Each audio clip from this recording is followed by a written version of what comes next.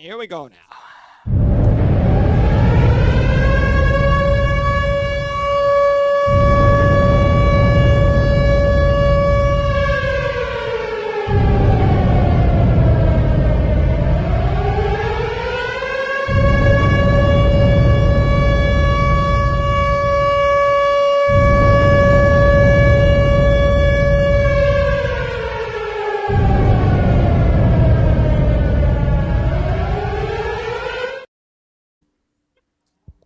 And good evening, everybody. Welcome to Going nuCLEar, your full-blown coverage of the land. And we are here on a new spot, collecting and connecting. And alongside of me is Andrew Hagenbaugh. Drew, what is up? And welcome. How are you, sir? I'm doing good, man. How you doing? I am doing well. Thank you very much. Appreciate it. Appreciate you being here this evening. There is a lot to talk about in what is happening in Cleveland sports. And honestly, it's time to be full blown. It's time to go nuCLEar because we're going to have a deep discussion about what is happening here. And I don't know. I guess I'm going to ask you, Drew, where do you want to start? What bad news do we want to start off with first? Do you want to start off with the Cavs, or would you prefer to start off with the Cleveland Browns? I don't know. Which one is worse? Which one is better? Bad news, good news? Where do you want to go, Drew? Honestly, let's just start with the Cavs because it's a little not worse than the Browns. It's a little not worse. Although the question was asked a lot. I know on ESPN Cleveland they were talking about it, and I've been thinking about it myself as well. Which is more disappointing? The Cavs or the Browns this season? Well, honestly, it's probably the Cavs because we never expected with the perfect start last year. We would never expect it this year. And okay, we will check. Mike, thank you for letting us know. We will check on that. Not sure. We were working on some technical difficulties. Mike from across the pond, always with us. Thank you so much. So we're working on that. We are working on that over here on our end. Appreciate you letting us know that, Mike. So Drew, so you were saying that I tried to change one thing over here. Maybe that will work. Drew, give us a test a syllable here, or two or five. Yeah, test one. Okay, hopefully that fixes it. We will wait and see if we get anything else on that end. But so you're saying that Mike across the pond, he says the Cavs are more disappointing. Yeah. I'm very disappointed with them. I mean, it is absolutely ridiculous that a few injuries have derailed them this badly. And I know it's not just a few; it's a lot. It really is a lot at this point, because clearly Darius Garland is not the same guy that he was all of last season before the playoffs and before his toe injury.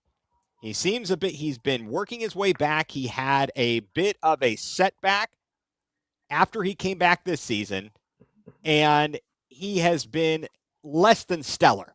I think that's the kindest way I can put it. He has been less than stellar.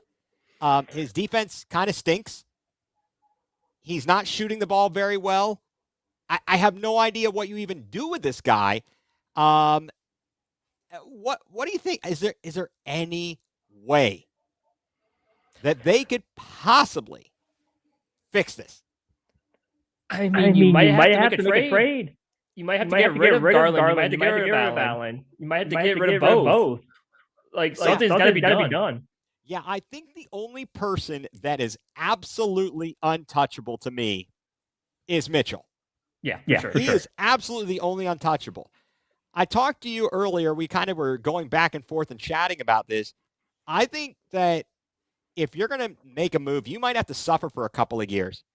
You might have to do an OKC type of thing and kind of just bite the bullet. And so I'm really not sure what you do. But you look at what OKC did. They flipped Paul George for 5 first-round picks. It was something like that. It was absolutely ridiculous. 5. I mean, that's just crazy. And so I am not, I don't know that what we're going to be able to do. Brian Windhorst was on earlier again on ESPN Cleveland talking about what the Cavs could actually do. And, it's a situation where something could be done, but you have to get worse. You have to trade to get worse, basically. And I was thinking, is there anybody that we could flip for like a rookie that has potential but isn't proven? I think there's something you have to do like that.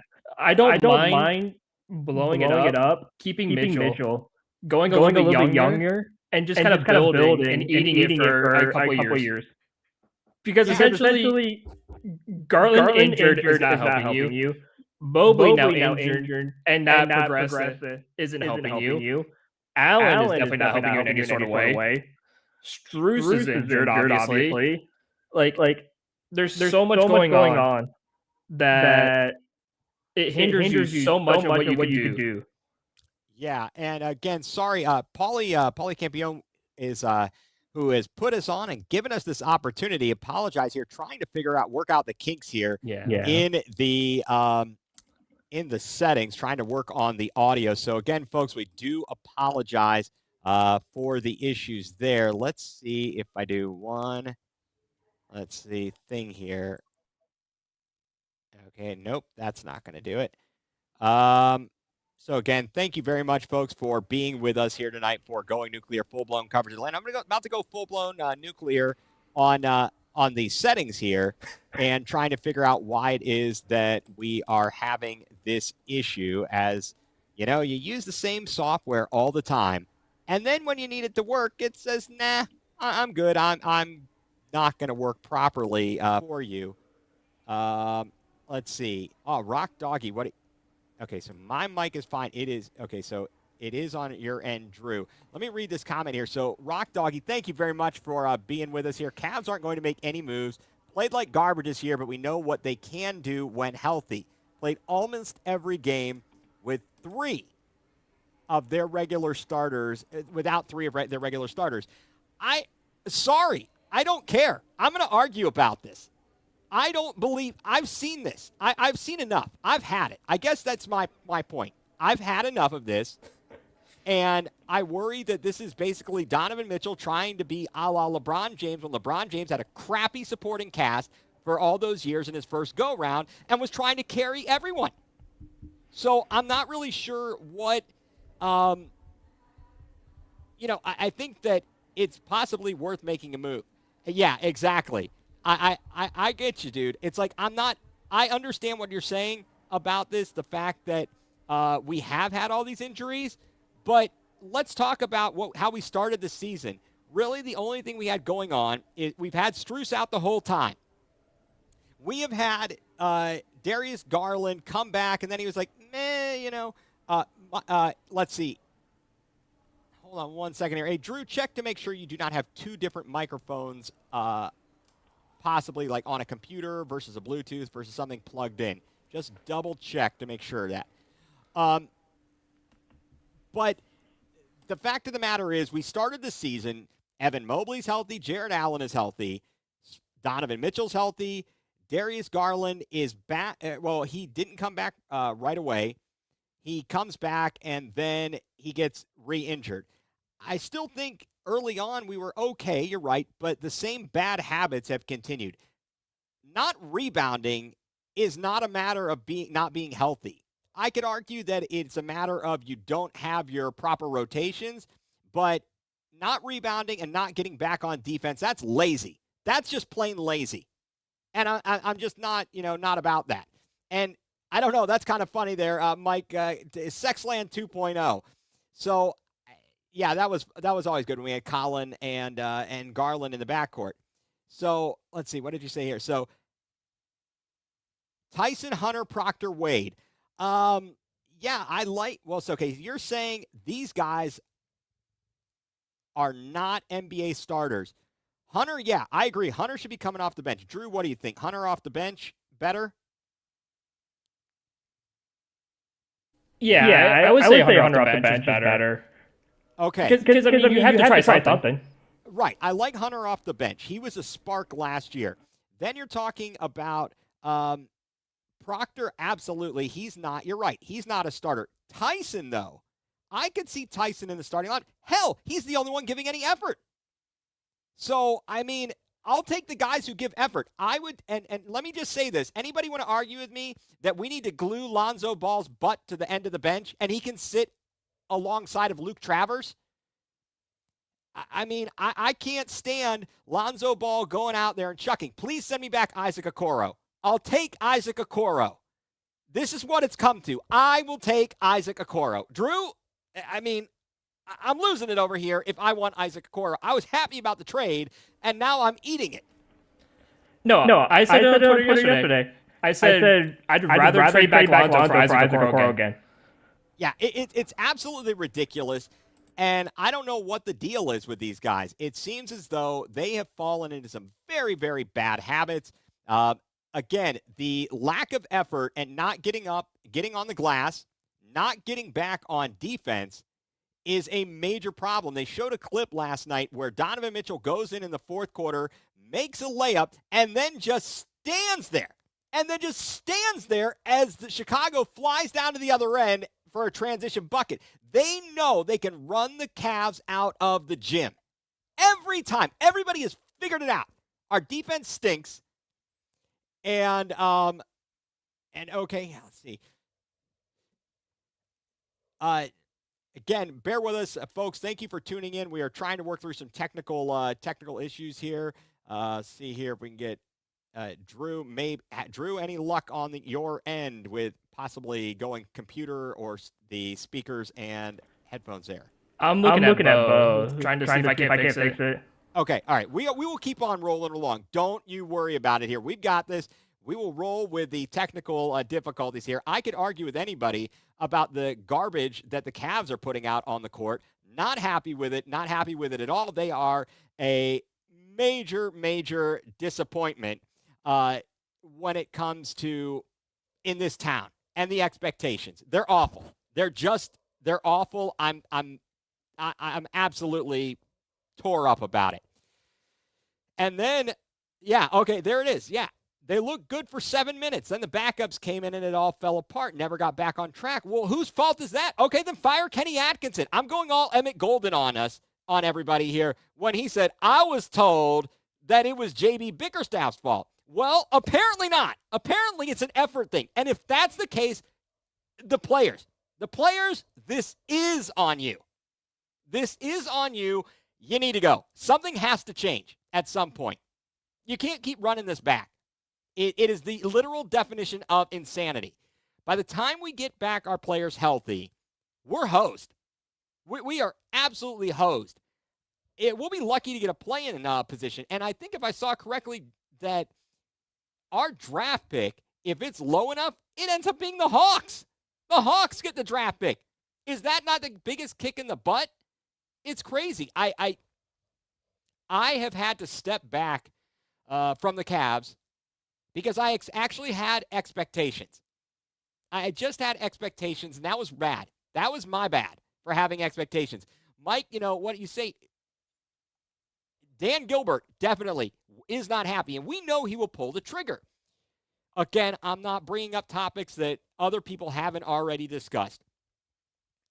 But the year that the Cavs won the title, they were 30-11, and they fired David Blatt in favor of Ty Lue. Mid-season at 30-11, 31-10, whatever the record was, they didn't actually finish strong that year. They after the change, they were, I believe, maybe 25-15. It wasn't as good as you would think.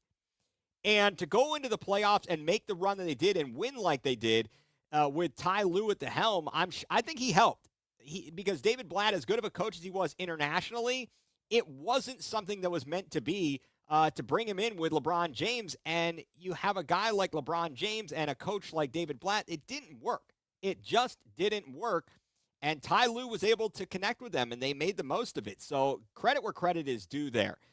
Now, if you take a look around the NBA, I mean, in the Eastern Conference, as we look at the standings, if we just want to kind of take the 30,000-foot view here, the Detroit Pistons are 21-5. The Cavs are 15-13. Currently, the Cavs are 7 games away from the top spot in the Eastern Conference. The Knicks are following closely behind and are 2.5 games out from first in the conference, followed by Toronto. Then it's Boston, Orlando, Philadelphia, Atlanta, Miami, Cleveland. Chicago's at 10. So from the 3 spot to the Cavs at the 9 spot, there is literally a 1.5 game difference. And so here we go. Let's see so Rock Doggy, what you got, brother? Have to be patient this season. Aren't going to make a move. Can't trade him because it's a long season. I don't care what the Pacers were. They were tough. The Pacers were tough. Show me tough, and I'll show you belief in keeping this roster together. If there is a move to be made, I would do it. Let me put it that way. I would not hesitate to make a move if there is a move to do. At the end of the day, the Cavs stink right now. And like Donovan Mitchell acknowledged, the fans are booing, and it's deservedly so. It's absolutely deservedly so. I got issues with the Cavs and how things are going this season, and I'm going to let them know that I'm pissed off. And that's the best I can say about it. And it's in a very weak Eastern Conference. The fact that Detroit is cruising along at 21-5 is absolutely ridiculous. And the fact that the Cavs are only 7 out of first is almost amazing. Almost amazing. Drew, do we have any luck there on the audio? Yeah, I've changed everything, but it doesn't seem like nothing's working. Okay. Maybe do you want to try and hop out and hop back on again, check everything out? Or Yeah, I can. Yeah, why don't we try to... Okay, I'll let you make changes as necessary there. I'll keep on keeping on here. Again, thank you very much, folks, for tuning in. This is Going nuCLEar, full-blown coverage of the land. Thank you to Paulie Campione for bringing us on, letting us be a part of the Collectin And Connectin Good Vibes community. Folks, be sure to check out NBATopShot.com. Lots of great stuff over there. Very interesting. I didn't know a lot about the NFTs. But NBATopShot.com. Get over there. Check it out. Really great stuff over there. Again, right now we are talking a little bit of Cavs basketball, trying to figure out, let's see, none of this has to do with Jared Allen, right? Well, you know, I would say that, yeah, Jared Allen, he can go too. The only player that I deem safe is Donovan Mitchell. Other than that, they can all go. They can all go. I know I think J.A. is probably a great guy, but certainly the fact that he's been out with, he was out with one broken finger on one hand, a broken finger on the other hand, that's not good. And I don't know that he is who he is. So you have to play with that. Jared Allen, if you can't expect him to be crashing the boards and throwing elbows and beating people up like Bill Laimbeer did to Larry Bird in the 1980s. That's just not realistic. It's not going to happen. So, again, they have tried to make Mobley. He's not a post presence. He's like a stretch 4. They want him outside shooting. So where's the rebounding come from? Where is our tough guy? Where's our Dennis Rodman? Where's someone who's going to get dirty and get in there? I don't know, quite frankly, even if the Cavs were to make it this year, as it was, I don't know how they were going to do. Let's see here. Paulie. Hold on one second here. Yes, we do have the Josh Cribbs jersey. Thank you, sir. That's the only Browns jersey I own. Who needs any others? Josh Cribbs can count on him. Pride of Kent State there, Golden Flashes. Love that guy. So, yeah, Jared Allen, he is who we thought he was. And to quote Denny Green, we didn't quite let him off the hook, but he is who we thought he was. Then you look at a guy like Evan Mobley. Evan Mobley is not turning into the guy that I think we really want. He's not taking the next step. Something that just isn't right with him. Even last year, as he was winning the Defensive Player of the Year, he was very, very timid. Very, very timid. And that's a great question. Who are we Exactly, but that's my point. Trade him for a promising young talent. Trade him for a rookie. Trade somebody for somebody lesser, and you get yourself out of the second apron, and then maybe you can make some moves. it's not a quick fix. It's a potentially longer term fix than something immediate. Because I don't know what the heck is going on out there because they have not. And if not, again, as they talked about earlier on the Cleveland radio, you can fire the coach. You could go ahead and fire the coach because apparently whatever Kenny Atkins is saying is not getting through to these guys. That's apparent. They have a giant film session, team meetings, nothing.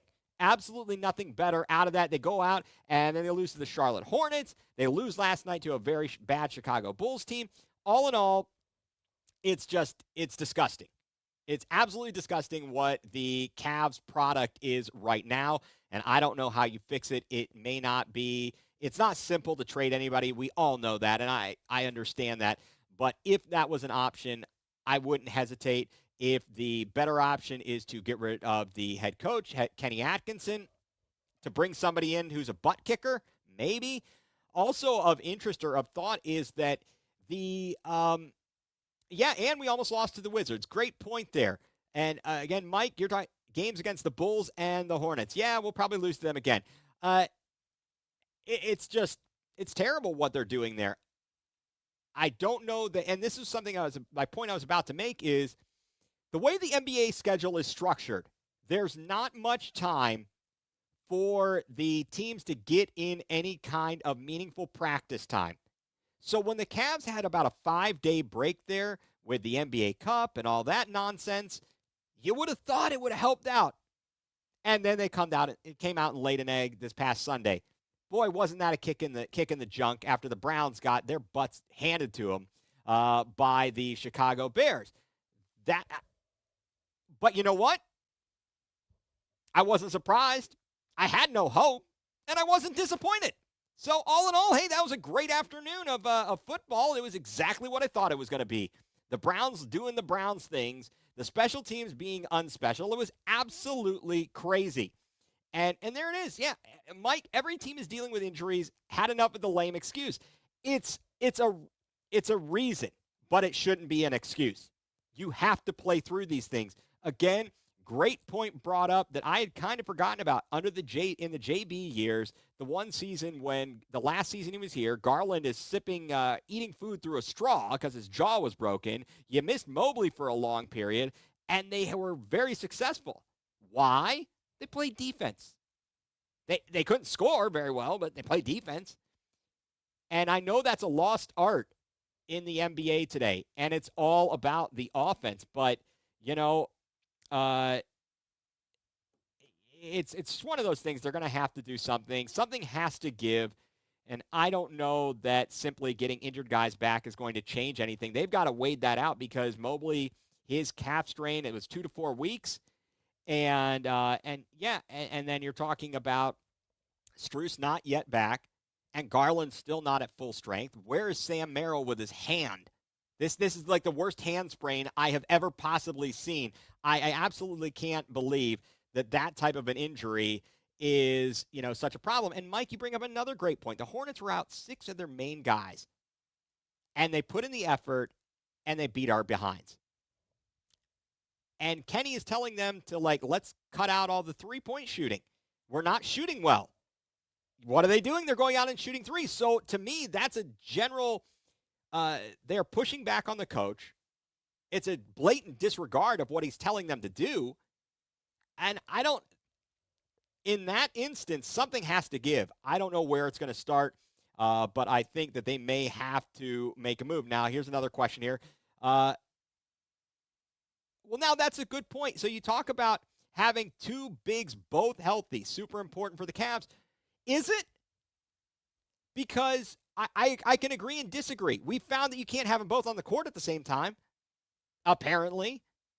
I don't know anymore. I really don't know what the problem is with these guys.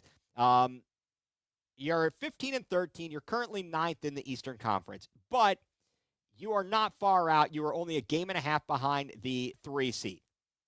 And so I, hope that they can get themselves back together. I don't know.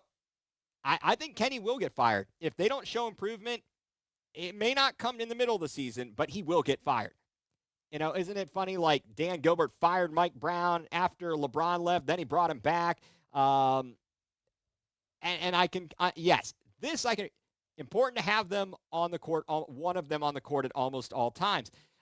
That's one interesting thing there. With the injuries, they have not been able to get into their rotations. And that means who's going to be on the court? Last year, it would be a matter of, okay, you're going to have Garland and one of the bigs, Mitchell and one of the bigs, and you didn't have Garland and Mitchell and Mobley and Allen for great periods of time. But that bench last year, the spark it gave the Cavs, being able to bring off Ty Jerome and DeAndre Hunter, that was a huge lift, and Sam Merrill for that matter. But now you really don't have that. And with Max Strus not being out there, and then you're trying to start DeAndre Hunter, it's just not a good combination. Any way you slice it, Cavs are in deep trouble. There was a discussion that I know I was having with Mike from the UK here. We were talking about how much did it hurt the Cavs that they lost some of their assistant coaches? How much did losing their coaches, now my brain is Damari Carroll and Jordan Ott. How did that go? Them going to Phoenix? I don't know. I'm not sure what their role exactly was, but maybe that makes a difference. Whatever it is, whoever pushed the buttons for these guys and got them to play hard, I don't even know. I don't even know. So, that being said, the Cavs are definitely, to me, more disappointing than the Browns, and absolutely have me more upset. Okay, let's try this. Let's see if Drew is back. Let's see what we got going on here. Drew. Has anything changed? Are you there? I'm here. Okay, now you are muted. I cannot hear you right this second. And we are working on connection. So thank you, folks, for tuning in to Going nuCLEar, your full-blown coverage of the land here on Collectin And Connectin, Good Vibes community. Okay, you can hear Drew. I cannot hear Drew. Okay, let's see what we're working with. Okay. So we're going to keep working on this here. Hello, hello, hello. All right, so we do have people saying they can hear you. I cannot, though. Okay, and according to Mike, Ott was behind our offense last year, so it certainly can't help if we are losing him. Wait a second. Oh, never mind. They were hearing me. Okay, good. There it is. All right, so we are not losing our minds over here. Again, thank you so much, folks. Apologize for the technical issues here. I know I am running my motor mouth here and saying the same thing over and over again, so I do apologize for that. If you take a look around the NBA, again, looking in the Western Conference, Oklahoma City 24-2, which is just crazy impressive. You win the NBA title, and now you come back and you're 24-2. Are they potentially going to face a similar fate that the Golden State Warriors had? The Warriors win in 2015 now, albeit they beat the Cavs without Kevin Love because Kelly Olynyk, Shaggy from the Adventures, from Scooby-Doo, ripped his shoulder, Kevin Love's shoulder out of socket. And then, of course, you have the unfortunate injury to Kyrie Irving in Game 1. Cavs still managed to get a 2-1 lead in that series, but they didn't have enough weaponry. With LeBron and Matthew Dellavedova trying to lead the way, that was an uphill battle. And the next year, the Warriors go out and win 73 games and were one game away from winning the title. And, for them to blow that 3-1 lead was absolutely ridiculous. And I think that, obviously the Draymond Green thing may have been the catalyst. The fact that he wasn't available in Game 5, and then something happened. The Cavs figured it out. They figured it out, and they pulled it out. The miracle of all miracles for us Cleveland fans to come back from 3-1. And, again, folks, thank you for being with us here. Okay, so that's a good question. So you don't think, Mike, that Oklahoma City will have a problem because most of their guys don't play into the fourth quarter. I could argue last year the Cavs guys didn't play into the fourth quarter, and they weren't well conditioned. And then you saw teams like the New York Knicks who were running their guys to death and fighting with the Pacers. But the Cavs They were out of gas. You could see it in Donovan Mitchell. He was carrying the load. He did not have enough fuel in the tank to carry things for the Cleveland Cavaliers. Last year, he ran out of gas despite not playing that many minutes. He played like a career low in minutes average. It wasn't enough. It absolutely wasn't enough. You look at other teams in the Western Conference, Denver at 19-6, Los Angeles Lakers at 18-7, the Spurs at 18-7, the Rockets at 16-7. Minnesota's at 17-10. This is great. The Western Conference is absolutely loaded this season. So I don't know. I don't know that the Cavs could beat any one of those teams in a 7-game series. All the way down. I think you could go down as far as the 6th seed in Minnesota. I don't think they could beat them. I honestly don't think they can beat them. All right, let's try this. Let's see. Drew. Is this better? And I still can't hear you. I'm using my phone. And he is on his phone. We are going to try. Hold on one second. Let's see. Okay. Drew, are you there? Can you guys hear me? Still can't hear you. Drew, what did you do to yourself? Okay.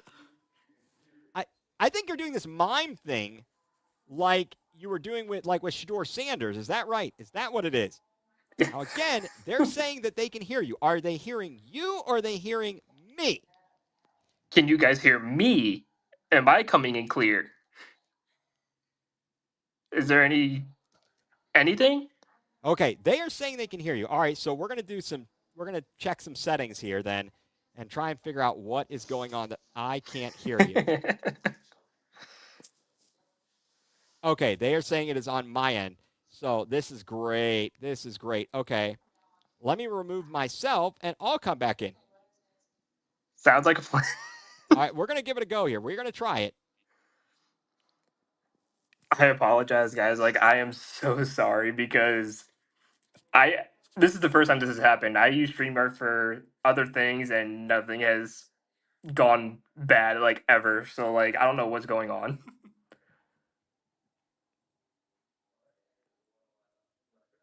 Okay, Drew, are you there? I am here. Can you hear me? I still can't. All right. You guys can hear both of us. I can't hear you though, Drew. Oh boy. Huh. This is crazy. weird. So folks, I do apologize for the technical issues. I'm going to figure this out one way or another. Speaker. Okay, try that. Drew, testing 1 2. Still there? I'm here. Are you there? Nope. Still can't hear me. Okay. And breathe in, blow out.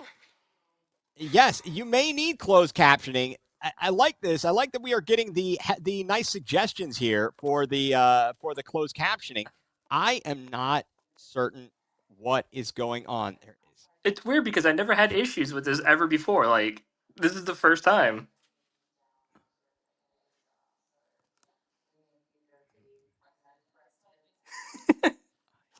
Can you hear? I had a friend in elementary school who messed with the poor bus driver who was hearing impaired, and he would do the thing where he would mime words to him, and he would then turn up his volume on his hearing aid and then he would yell at him, and it was really disrespectful. It was funny at the time, but disrespectful. Definitely. Okay, let's see. Playback, Drew. Okay. Got it. Okay, hold on one second. We're gonna try and. This is good. This is good stuff here. So bear with me, Drew. I think we're gonna try a different solution here. See if I can find this and play you. Oh, this is great, guys. We are having good times here This is a as fun we time. try to figure this one out. Appreciate you all being with us. And let's see if I can get to one spot here and make this work. Okay. Let's see.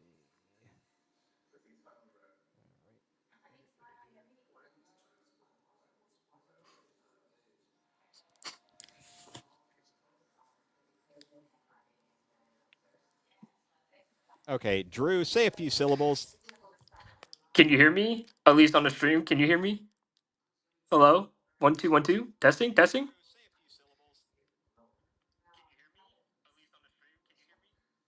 Okay. Yes. Okay, I can hear you now on the other device. Drew, give it a talk for a minute. I will be right back. I'm going to get an AirPod so I can have you plugged into 1 year. So this is funny because we've never had this issue before. Like, if tuned into the Crunch podcast, like this wasn't an issue, or if you like, I've never had an audio issue or like a speaker issue, nothing like that. It's so weird that this is happening. So I do apologize if everything has been going wrong. This has never been an issue, like, ever.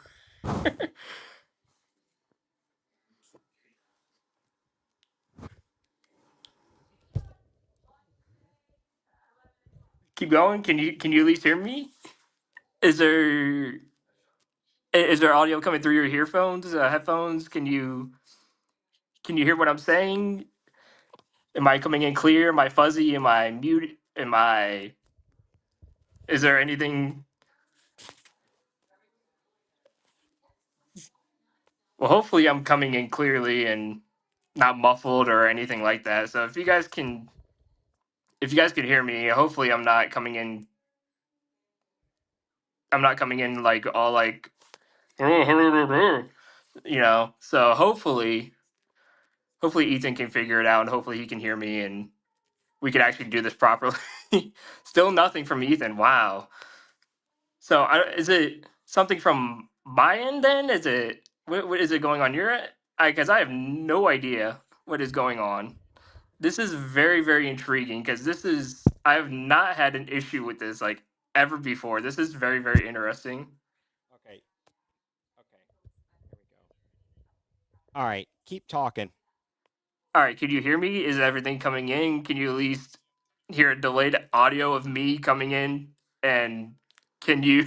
Yeah, you are Is it coming in clearly. You're not okay? muffled. I don't know what's going on. So again, thank you so much for everybody uh, for helping us or sticking through it with us as we are having these issues. But um,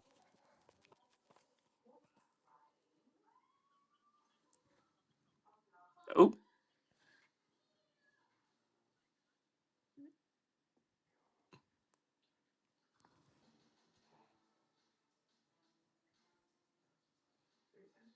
okay. okay. I can hear you. Still can't hear me. Well, this is fun, guys. This is This is absolutely entertaining. fun. This is pure Yeah, entertainment. I can hear you a little bit.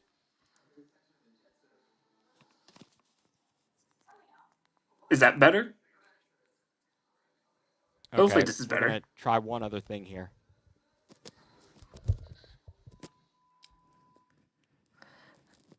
Can you hear me? Hold on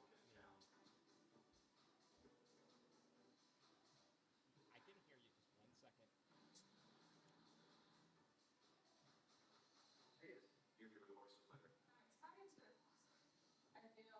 Oh, okay. I can hear you. Just 1 second. Okay, can you hear me, Drew? I cannot hear you.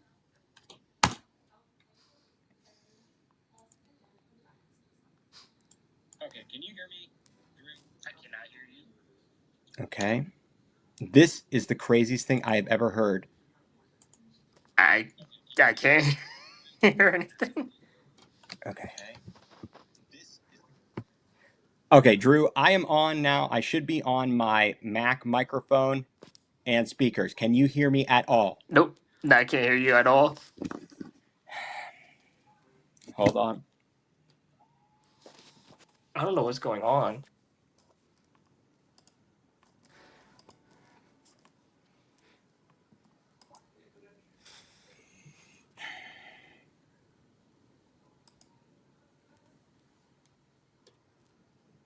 Well, that's great. Mike from the UK can hear both of us, which is the funniest thing ever.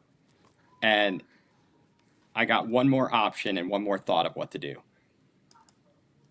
So, Oh, I heard that.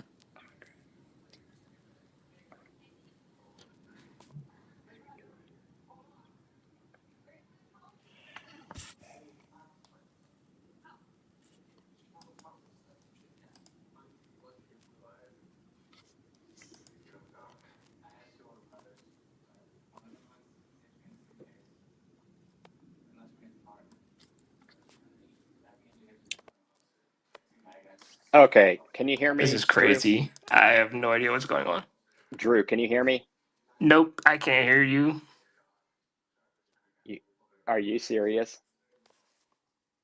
Nope, still nothing. I am on my phone.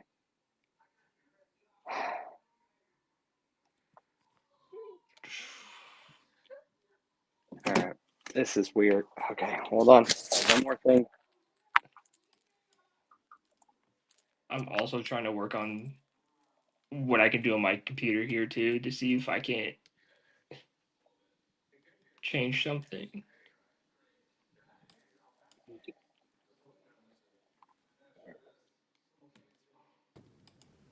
All right, Oh, I can hear that. you can hear me, Yeah, I can hear you. and I can hear you. Did we figure this out? Hold on. Well,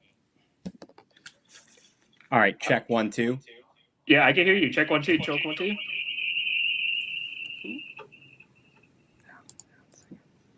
Check 1 2 3 4. Yeah, I can hear you. Check 1 2 3 4. Can you hear me? I can hear myself.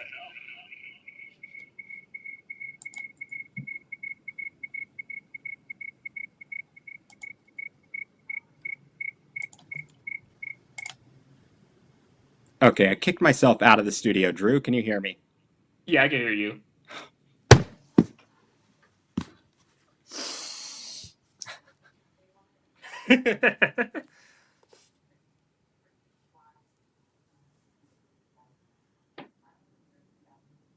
This is intense. The, Try this again. oh man.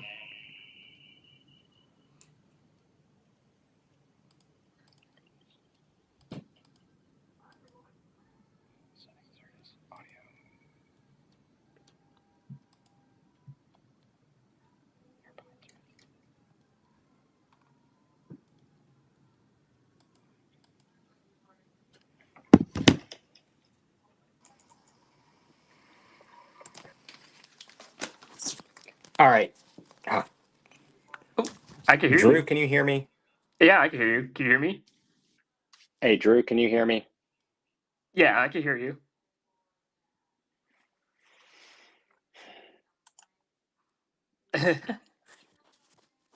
No.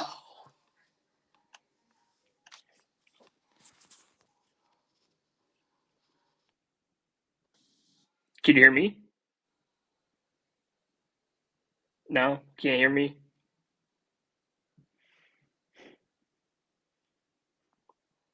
Trying to talk to my AirPods to see if that works. Okay, Drew, I am talking on my iPhone.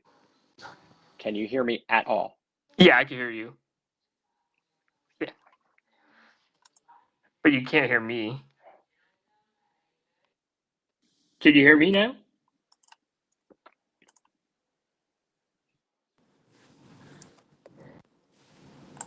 Can't hear me. Okay, well, this is just guys. I this has actually turned into a comedy show.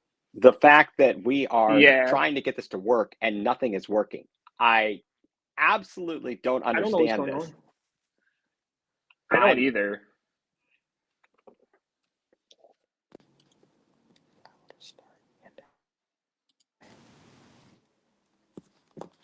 okay. All right. Okay.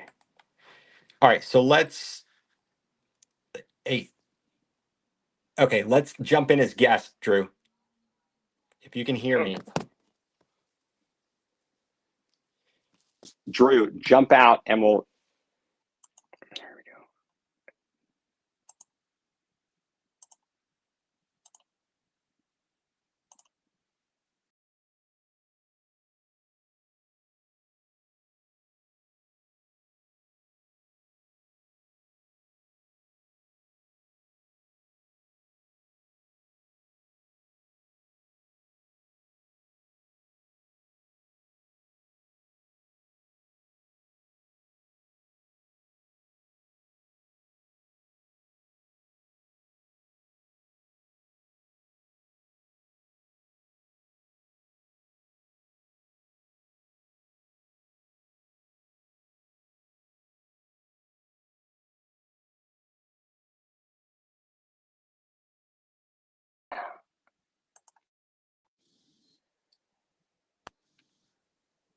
Hello.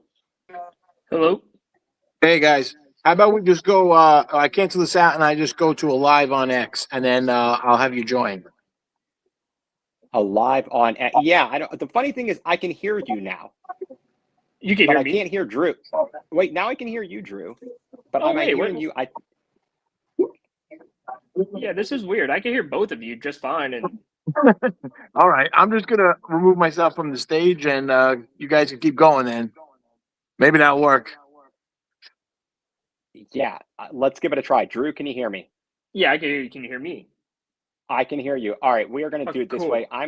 This is the most ridiculous thing I've ever seen. Guys, thank you everybody for sticking with us. I sincerely apologize for all of this. I don't know what connected or disconnected here. I was going on a rant about the Cavs, and now I know I already know what my going nuclear topic is going to be, Drew, and we're going to have fun with it. Yeah, I don't know. I tried reconnecting and resetting multiple different things, none of which wanted to work. This is fun. This is what happens. We don't write it, and we'll do it live. We'll do it live. All right, Drew. Enough about the Cavs. They suck. Okay. Yeah, they do. We did just need Paulie to hop on because clearly that something was completely fudge.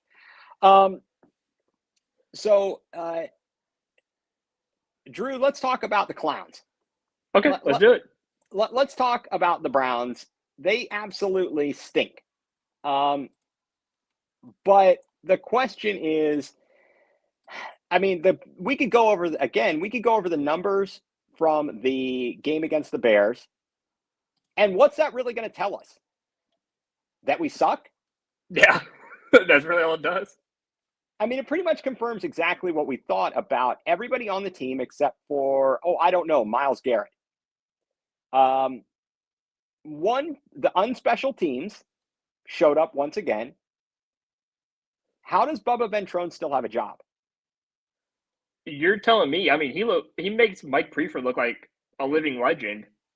Absolutely, it's horrible. It's gotten worse and worse and worse and worse, and I don't know. The Bears still suck. They're better than us, apparently. Very, very much so, better than us. No, it was absolutely brutal watching that game on Sunday. And even though that's what I expected, it's absolutely what I expected out there.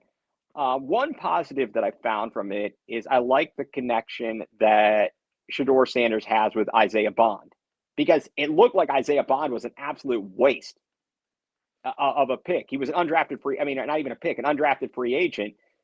Do you think would you take that as a positive there, Drew? Oh, of course. Like, if there's a small sliver of positivity, we could at least look at that and be like, you know what? We have a legit deep threat. We do. The problem is we have nothing else. We've got a Jerry Jeudy problem, where he just, I don't even know how to describe what's wrong with that guy.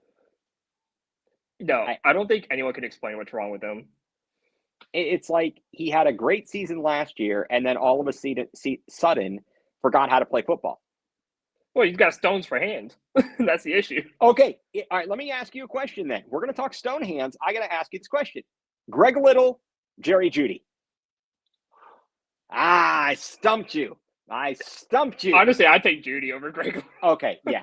Greg Little was horrible. That guy was an absolute bust. And speaking of busts, I think that we know that the defense was toast without Denzel Ward. 1,000%. Like, I never seen a secondary that could not do anything without their star. Yeah, and you got to remember, we're also down two really key players. For sure. Martin Emerson's out. That's a guy we could really used right now too. Like, and I like Campbell. I do like Campbell. So do I. And so if you have, let's say, and I don't know, I know that I think that I understand Martin Emerson is in a contract here, but if we can bring him back, that'll be very, very helpful, because if you have Emerson, Ward, and Campbell, you got a pretty formidable defensive back trio there, right? Oh, absolutely. And Myles Garrett, so he's now what? Is he 21 and a half sacks? So he's one full sack away from the record, or is he at 21? Because they took away half a sack. Yeah, I believe that puts him at 21. Yeah, I lost track of it. 21 and a half. 21 and a half. Okay, so he was 21. That's right. So they took away half a sack last week. So screw the official score there in Chicago. That was not an error. That was a hit, or whichever one it is. I like this one. Mike says, draft me Igbinosun. Would you take Igbinosun in the late mid-round or somewhere in the mid-round? I would. I mean, he's a good deep safety. I think the only problem is that there's times where he does get burned a little bit, sometimes every so often, or he gets burned at the line of scrimmage. But other than that, I think he's got a good recovery. I think he makes good defensive plays. I would say it would help to have a coach that can help him limit penalties, because I know he's the one on Ohio State who draws the most defensive penalties. So, yeah, he is very handsy. Very handsy. Speaking of people who are handsy, did you see the news about the guy at Ohio University? He followed in Sharon Moore's footsteps. Yeah, I saw that. Like, okay, you're going to be a screw up one way or another having an affair, right? If that's true. And then you're going to go and do it such that you lose your job. Like, where's the self-control? It's shocking. Well, my issue with it is like, these guys as coaches make millions of dollars.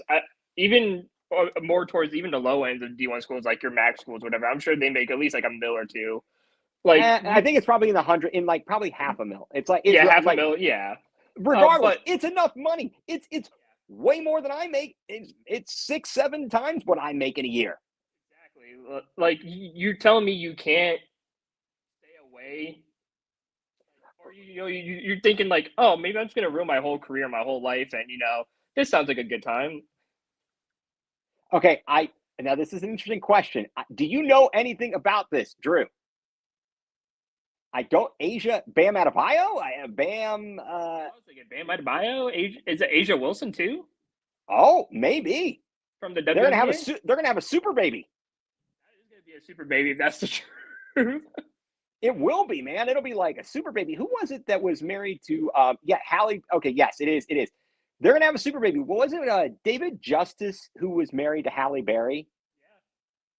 Yeah. I talk about a good-looking child. That is a good-looking Talk about a good-looking child there. No, I think that's kind of cool. That is definitely off topic. Thank you for throwing that in there. Okay, so there were people a few weeks ago, one, Tony Grossi, who was crowning Jim Schwartz and saying, hey, he should be an interim coach. Do we still think that the defense is that good? Because I don't. No. I like, there's always room for improvement, for sure. Do I think Jim Schwartz would be a good interim? I don't really think so. Like, I don't know how much leadership he has.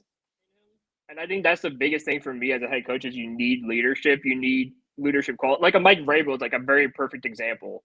Mike Vrabel is a leader, and he knows how to get his guys to do what he says without any trouble or any issues whatsoever.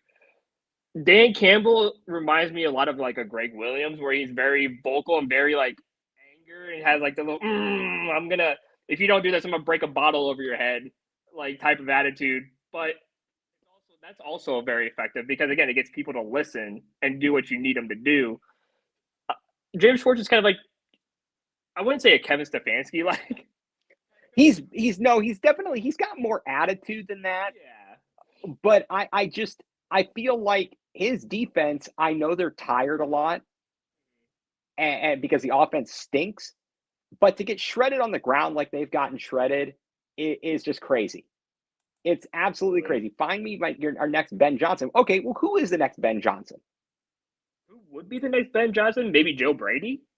That's what I was kind of thinking, because I see his success with Allen looks good. I like what he's done there.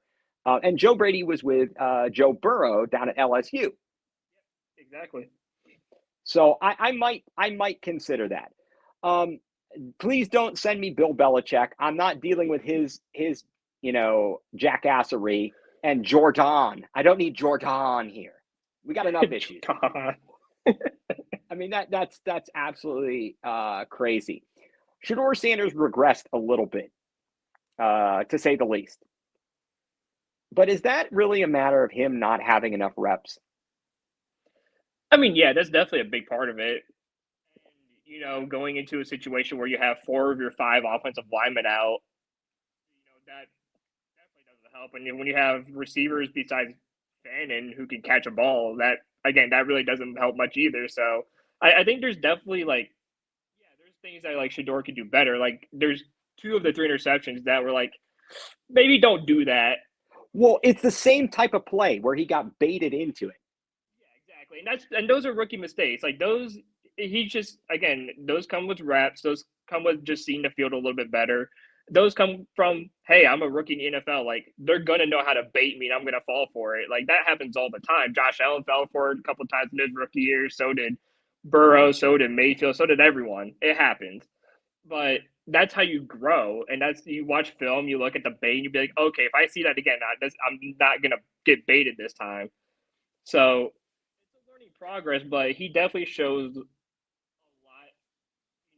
Hey, listen, if we could build around this guy, he could be at least good enough to get us some wins. Okay, so that brings me to our question, and we'll do this because I apologize for the technical difficulties, guys. So we'll try and make this kind of a little bit abbreviated. So the question is coming up. We don't know what's going to happen with the coach and the GM here. We have no idea. But there have been times that the Cleveland Browns have gone into the NFL draft with a quarterback on the roster, and it wasn't clear whether the quarterback was going to be the guy or not. And they had a high draft pick. And the question is, how many times did they screw that up by not drafting a quarterback? Or in fact, drafting somebody. I don't know. We went back to 99. So I started back in 99 because that's really where the curse starts, and we'll go from there. Tim Couch is your number 1 overall pick when the team comes back. Mm-hmm. Okay, great, right? The best quarterback out of that class was Donovan McNabb, and he really was the best because of the situation he went to in Philadelphia. Yeah. Okay. I think that helps a lot. Oh, it makes a huge difference. Yeah. The next year, so again, we've already got Tim Couch. We get Courtney Brown. Okay, no problem. 2001, we take Gerard Warren. That's arguably a terrible pick, but we still had Tim Couch. So no argument there, right? 2002, we take William Green. Run, William, run. We still had Tim Couch. Okay, Bill Belichick is too busy having fun with his You're darn right he's not thinking about the NFL. That's exactly what I'm saying. 2003, we draft Jeff Fain, a center, at 21. And we still have Tim Couch, and eventually he gets injured. That's or starts. He had been injured the season before, I believe, or no, it was 2003. I'm sorry, 2003 is when we make the playoffs. Yeah. Okay. Maybe not. I'm getting all my seasons confused here. It was the 02. It would have to be 02, 03 that we made the playoffs. Yeah. And then 03, we start with Couch, but then Holcomb's there. It was still controversy because Couch had gotten injured the year before, didn't play in the playoff game. The next year, we've moved on from Tim Couch. 2004, this is the first time I think they really fudged up. We draft with the 6th pick because of Butch Davis and his gut feeling. Kellen Winslow, tight end, University of Miami. Our quarterbacks were Kelly Holcomb and a veteran, Jeff Garcia. We could have drafted Ben Roethlisberger at 11. It still haunts me to this day that they even think about that. And Ben Roethlisberger was a local kid too, so it's not like you could have gone and saw him play either. Exactly. The next year, you could count this as another major miss for us. We have the 3rd pick because we stunk the year before. We draft Braylon Edwards. At number 3, do you know who our quarterbacks were that year? I believe, was it 06 you said? No. This is 05. 05? I would say Jeff Garcia is still there. No, he was not. We got another useless backup, or useless veteran. He's a true Browns hater. Won a Super Bowl with the Baltimore Ravens. Is this Derek Anderson? No, this was Trent Dilfer. Trent Dilfer, that's right, Trent Dilfer. And then Trent Dilfer gets mad because we had drafted Charlie Fry. Now, if you look at the draft, the problem is this. Alex Smith went 1 that year. We weren't getting him. Aaron Rodgers, number 24 pick. Can I interest you in Aaron Rodgers? Oh, 1,000,000%. Instead of Trent Dilfer and Charlie Fry and Braylon Edwards. I'll take an Aaron Rodgers. Thank you. Charlie Fry might have been my fault because as a kid who grew up in Akron, my parents' house where I grew up and lived was like 2-3 blocks away from the Rubber Bowl. So I used to walk to a lot of those Akron Unions with my dad. I was 10 years old in 2006. And I loved watching Charlie Fry every Saturday. And I said verbatim to my dad, I hope the Browns draft Charlie Fry. No, I was 10, so I was a little negligent with my with my reasonings. Yeah, that's kind of my fault. It is, but you might as well have been the GM. You might as well have been the GM then. You know what? I can't remember when useless Ken Dorsey played a game for us. I really want to forget that guy was ever involved with this organization. The next year, it was a horrible quarterback class in 2006. We took Cam Wembley at 13. He was horrible in his own right, but the quarterback class was awful. The next year, we had the number 3 pick. We take Joe Thomas. Hard to go wrong with Joe Thomas. And it wasn't like we passed on a quarterback early. We took Brady. We then trade up and take Brady Quinn at 22, thinking he's going to be a hometown hero. Well, he sits his butt out because he wants a bigger contract. And ultimately, Charlie Fry comes in. He's the starter. He plays, the first half of the first game, gets benched. We lose 55-0 or something?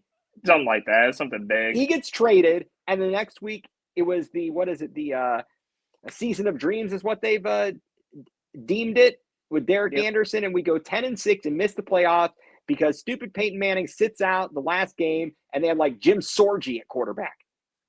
Yeah, for the Colts. God, that was awful. I hated that. Yeah, I was on my way home traveling back from Ohio to I think we were headed back to North Carolina to my in-laws to pick up our dogs, but regardless, we were on our way back, and I watched that game in horror. But of course, if Derek Anderson hadn't pooped the bed in week 15 at the Bengals, throwing interceptions all over the place, we might not have had that problem. Exactly. You know? Play a quick game. You do. All right. 2008, because we had made the trades, some other trades, and traded into the first round to get Quinn, we had no first round. We had no picks in the first 3 rounds of the draft.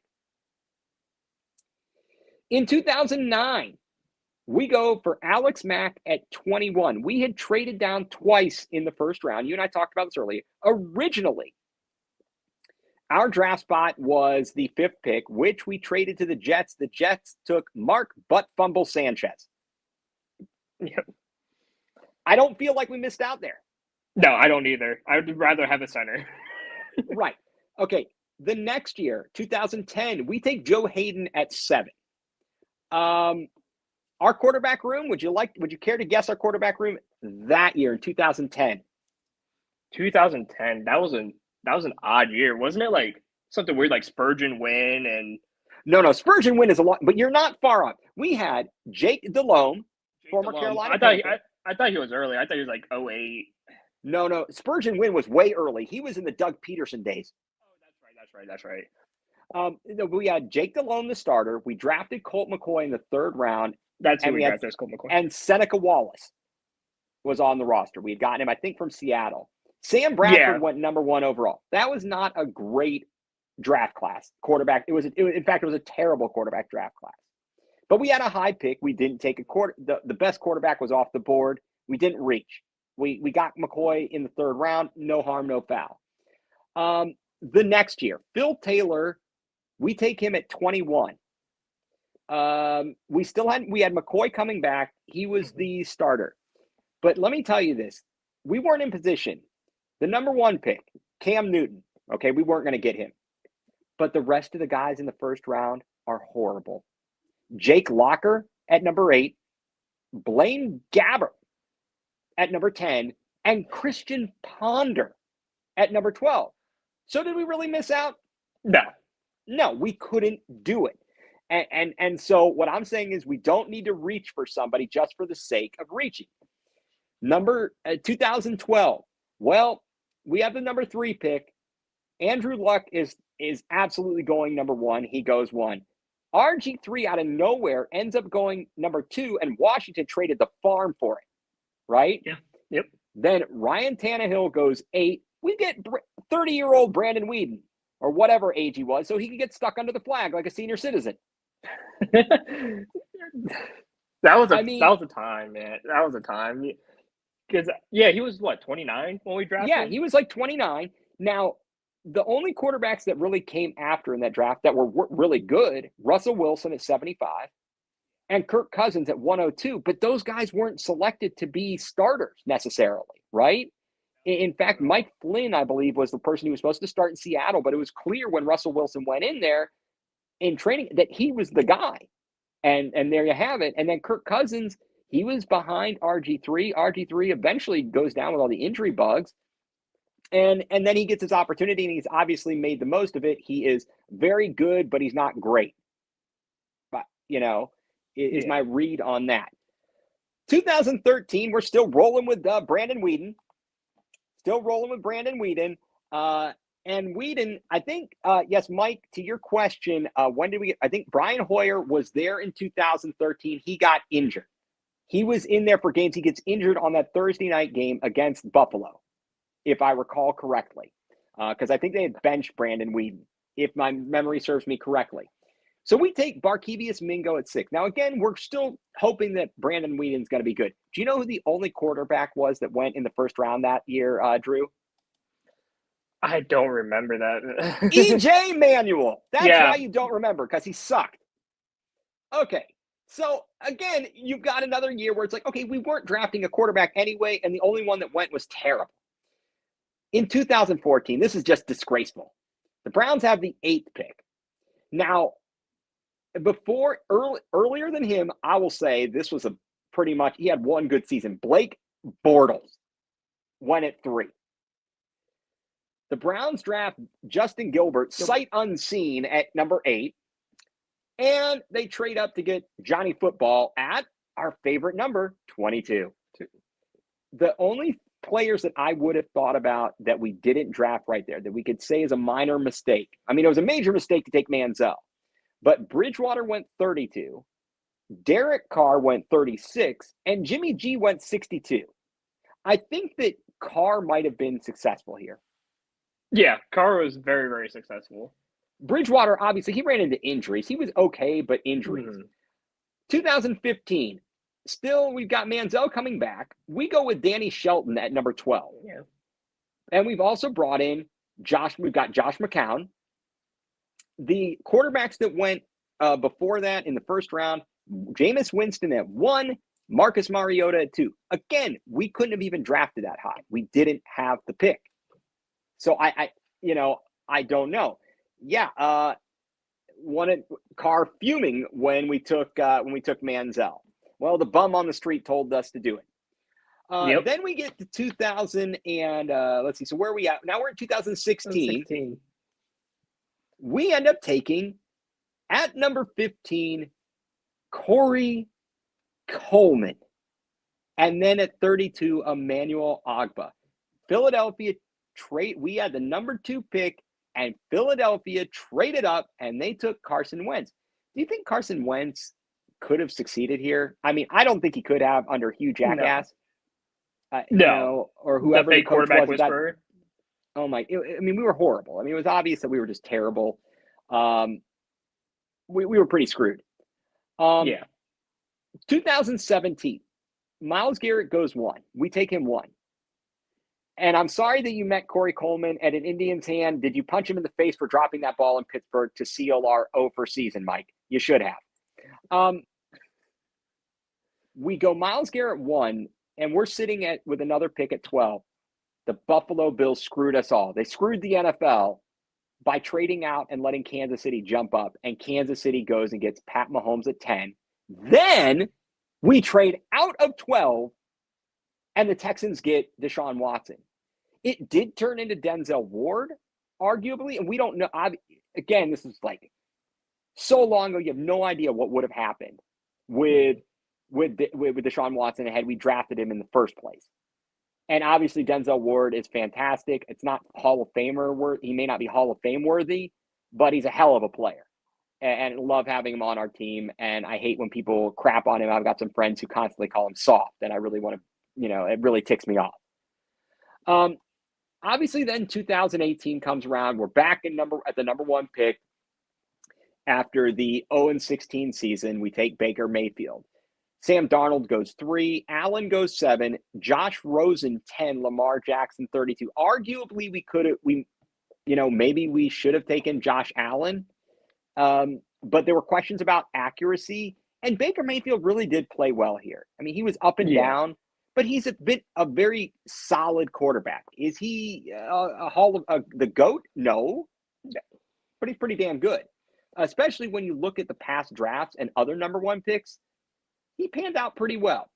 2019, again, we're not going to go after a quarterback. We take Greedy Williams. Our first pick is we have number 47 as we had traded away, or 46. We had traded away our first rounder in the OBJ trade. Mm-hmm. Now, 2020, that's when Andrew Dingleberry comes into play. And Andrew Dingleberry and Kevin Stefanski get Jed Wills at the 10th pick. But again, we don't need a quarterback. We've got Baker Mayfield. 2021, still with Baker Mayfield, we get Greg Newsome. The next year, now we're talking Martin, then our first pick wasn't until the second round or the third round because of the Watson trade. So Watson's on the roster, so we're not worried about a quarterback. We take Martin Emerson. 2023, we were taking Ced Tillman at 74. Again, no first rounder due to Watson. 2024, we're still relying on Deshaun Watson. We take Michael Hall in the second round. No first rounder. And then we come to this year where we come in with, we had the number 2 pick. It was number 2, right? That we traded to Jacksonville, Drew? Yeah. It was the number 2 pick. We traded to Jacksonville for the 5th pick. 5. For the 5. And we take Mason Graham, but our quarterback room is Flacco and Pickett going into the draft. Deshaun Watson's still not able to play at that point, and he still isn't. And then we draft Gabriel at 94, Sanders at 144. Cam Ward went number 1. Dart goes 25. Shuck at 40. Milrow 92. So I guess in this exercise, I could only argue that there were 2 seasons where we completely screwed the pooch. Yeah. Which were 2004 and 2005.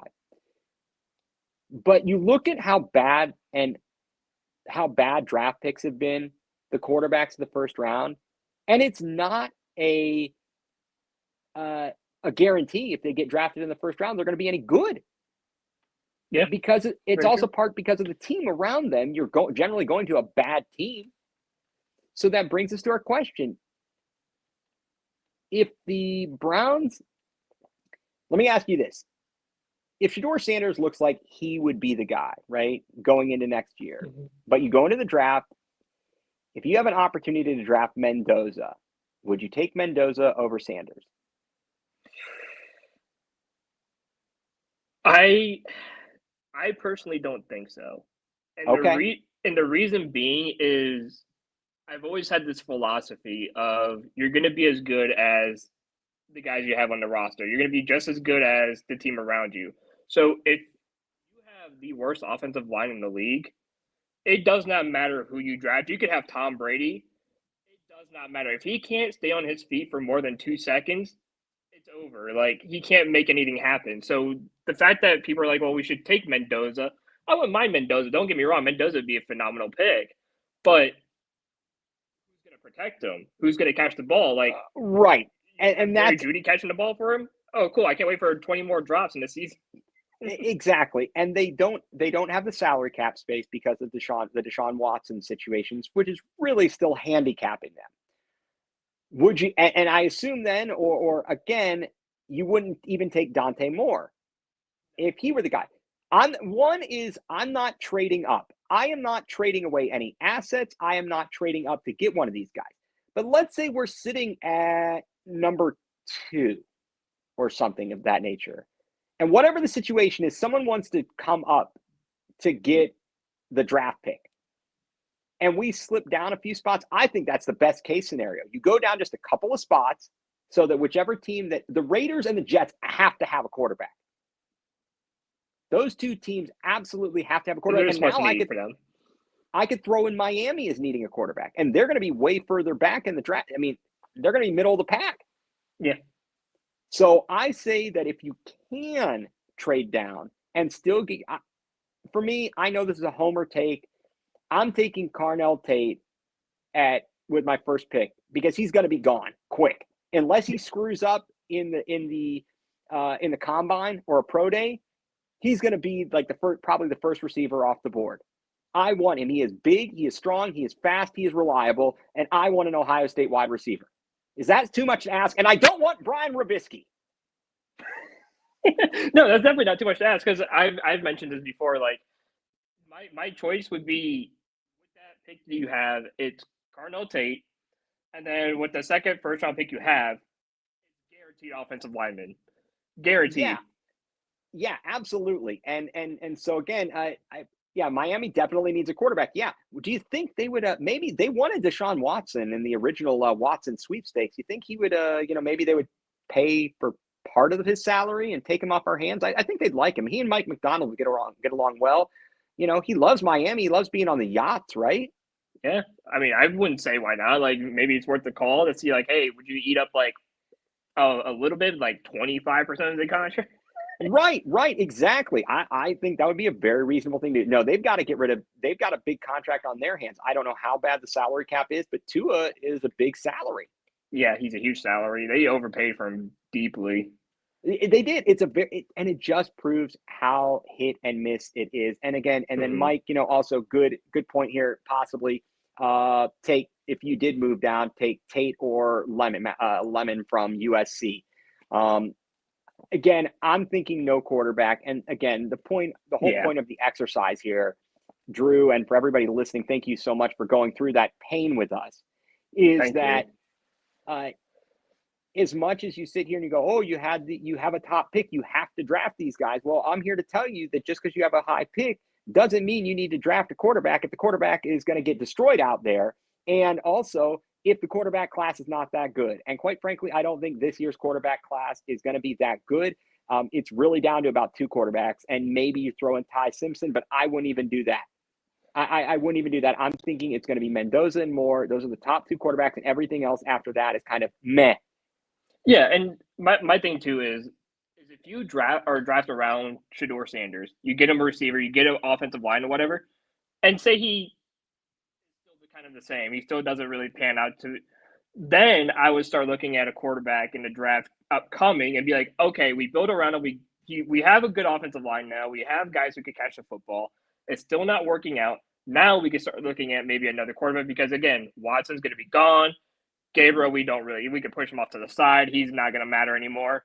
And be like, okay, keep Shedeur as a backup? I wouldn't say why not. But if he's not panning out, no one said you had to keep starting him. You can go ahead and draft another quarterback afterwards if you really wanted to. So I don't get the sentiment of needing to draft a quarterback for no reason, just to put him in a similar spot as Sanders and Gabriel, just for them to get sacked 5-6 times a game, throw 3 interceptions, and, they look horrible. And it's like, well, if they went to a good team with a good offensive line, they would be just fine. Nothing would happen to them. So, I always use the phrase, like, what if Tom Brady succeeded in Cleveland? Absolutely not. Why? Because the offensive line was abysmal. He would have gotten killed multiple times. Well, right. Yeah, no, you make catch the football for him. Right. You make a great point, Drew. And it's one of those things where, and thank you for tuning in. Chewy Wolf kingdom there. Yo to yourself, my friend. But look at a guy, David Carr got ruined. Yeah, absolutely. In Houston. He got in there and just got killed. Even to an extent, Tim Couch got killed here and kind of got ruined with no offensive line. And that he could have had a much more successful career if he had had a decent offensive line. So I think that at this point, rebuilding the offensive line is key because we can't run the ball. It's clear we cannot run the ball right now. And then I think the other pieces of it, which I'm seeing a lot of stuff put out on social media about Sanders holding on the ball a little bit too long. He's missing open guys. He's trying to find big plays. That's something that needs to be coached. And that's where you start to say this was coaching malpractice and GM malpractice, that what they did this spring and going into summer was completely ridiculous. Absolutely ridiculous. And then that's a good question. How long did it take for Bryce Young to look respectable in Carolina? Well, it's taken a couple of coaches. It took, Canales is the second coach, but it's like his third year. And he's finally got him looking decent. I think that Sanders can be pretty darn good. He's got something about him that makes me confident in him. And Drew, I can't see you. So I hope you are still there. And if not, there you are. Sorry. No, now you're just playing games here. This is not peekaboo. This is not peekaboo here, Drew. There we go. Sorry. What are you doing to me, dude? No, there we are. Okay, you're good. You're good. So anyway, I think that's where we are going to have to leave things on that debate. But Drew, here's what I'd like to know. So first of all, actually, let's take this one step here. Let's talk real quick about the college football playoff. The CFP will be starting up here this weekend. Who do you have this weekend? JMU and Oregon. I assume we can count on you picking Oregon, right? And you're not there. Okay, this is not good. Okay, Drew, what are you doing? Oregon or JMU? I'm good now. We're good. Okay. Drew, JMU or Oregon? Oh my God, Oregon. Okay, yeah, that's a no-brainer there. Okay, no-brainer there. Oh yes, there it is. That's the great Pikachu. Yes, Pikachu indeed. Okay, so next up we've got Alabama, Oklahoma. Who do you got? Alabama, Oklahoma. Ooh, I'm gonna go with. It's at Oklahoma. Yeah, I'm gonna go with Oklahoma. Okay, Tulane and Ole Miss. Ole Miss going to be without their head coach, who's left for LSU, left for allegedly greener pastures. I still think it's going to be Ole Miss, just because I know. It's Tulane. It's Tulane. It's Tulane. Okay, I respect them. I'd love to see a game out of them. Yeah. Mike, you're going Oklahoma, Oregon, Ole Miss, Texas A&M. Now that brings us Miami, Texas A&M. It's going to be at Kyle Field. Can Miami pull an upset, or will Carson Beck be too busy thinking about what he's going to do off the field? See, I thought about this one because anyone can be A&M at Kyle Field. I do think it could be Carson Beck just because of its experience in previous college football playoffs. So he has the experience of being in this situation. But I do think A&M is, again, overall the better football team, and they're at home. So the crowd could be a little too much. Although they almost got their butts beaten by South Carolina. And yes, in fact, how do you leave your team when they're in the playoffs? Weak sauce. Lane Kiffin is weak sauce, okay? Lane Kiffin is a sad sack. He's awful. He's horrible. I hate Lane Kiffin. Well, everywhere he goes, he leaves a mess behind. Oh, 1,000,000%. Like, I don't think he's left a good situation. No, he's the guy on the episode of Seinfeld, the boyfriend who does the bad breakups. And he comments on the person, says something to them as like basically they're exiting the relationship and makes them all self-conscious, and it's ridiculous, Yeah. Yeah, there it is. Lame Kiffin. Exactly. And I hope that they suck at LSU. That would make me very happy. Okay, well, on the subject of, since we are Buckeye folk, Miami, Texas A&M, let's say if you think Texas A&M wins, how do you think that matches up for OSU? I mean, it's going to be a difficult matchup, obviously. College football playoffs, this is where things get a lot more difficult. But again, if Matt Patricia has his defense still like unpredictable and playing well, I mean, you held Indiana and their high-powered offense to 13 points. If this defense continues to do that, you gotta hope that Julian Sand gets his mind together and plays good ball. Because if he does play good ball and he doesn't do what he did against Michigan and Indiana in the first possession, throw a pick, the kid's gonna be just fine. Because the kid seems like he could play in high leverage situations. Like he's shown that in Michigan in the weather, and he's shown that.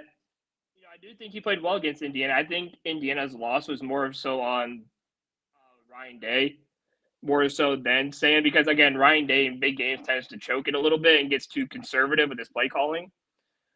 So they were doing stuff that seemed to have Sand confused. Yeah, so I would say if Ryan Day doesn't get in his own head, I think we should just be just fine. All right. Okay.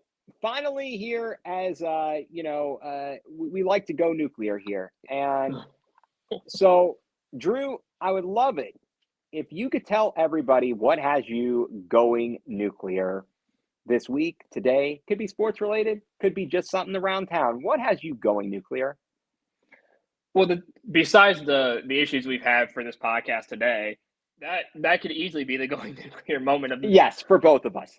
Yeah. I will say this, and I'm never really a political type of human being, but it's the fact of Donald Trump issuing travel bans for people like in Senegal and Ivory Coast, because obviously we're the host of the FIFA World Cup.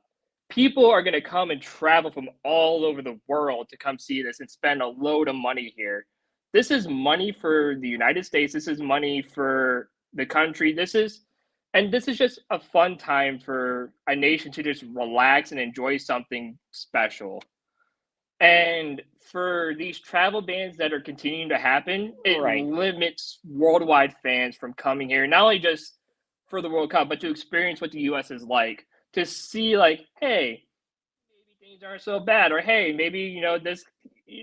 So it makes me upset that the biggest global event in history is being slowly torn away because we have a guy who just hates people, and it's like at this point it's going to be empty seats at the World Cup because no one's going to be able to come here and travel. Tickets are going to be $1,200 per game, and it's going to ruin the game, and the U.S. will probably never host it ever again. Well, yeah, probably the games that are played in Canada and Mexico will be sold out, and the ones in the U.S. won't. I did see there was some backlash. Now, no, I think that when you start getting the politics involved with an international thing like this, and the people at FIFA, you have to blame them too, and how they set the ticket prices and whatnot too. Right, and how they are getting involved. It's really a bad situation there.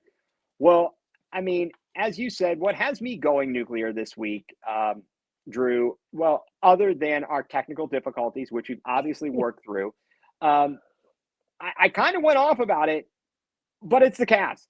It's still the Cavs. I was angry about it the last time I went nuclear, and I'm still angry about it. I continue to be angry about them. Every time they go out on the floor, they disappoint me, and I'm not going to take it anymore. And you know how I'm going to fight this? I'm not going to watch. And you know why I'm not going to watch? Because I don't have the NBA League Pass, and unless they're on national TV, I'm not going to find them. And I probably won't even watch them on Christmas Day. I'm going to watch A Christmas Story. I'm going to watch Ralphie and his Red Ryder BB gun over and over and over and over again, and not watch the Cavs. That's sounds like a plan. I think it's a very good plan. So the Cavs, once again, you have me going nuclear. So, folks, want to thank everybody who has tuned in tonight. Thank you very much for sticking with us through all with our technical difficulties. Really do apologize for that. When you're going live, anything can and will happen. Of course, want to thank Paulie Campione for letting us be a part of this on really do appreciate coming in and hosting our show here, part of the Collectin and Connectin Good Vibes community. And so remember, folks, head over to NBATopShot.com. Check them out. Lots of cool stuff over there. The NFTs, really cool stuff. So anyway, really thank everybody for tuning in. Thank you very much, Paulie, for having us be on here and part of Collectin and Connectin. And so for Drew Hagenbaugh, I'm Ethan Greenberg, and you've been tuned in to Going nuCLEar, full-blown coverage of the land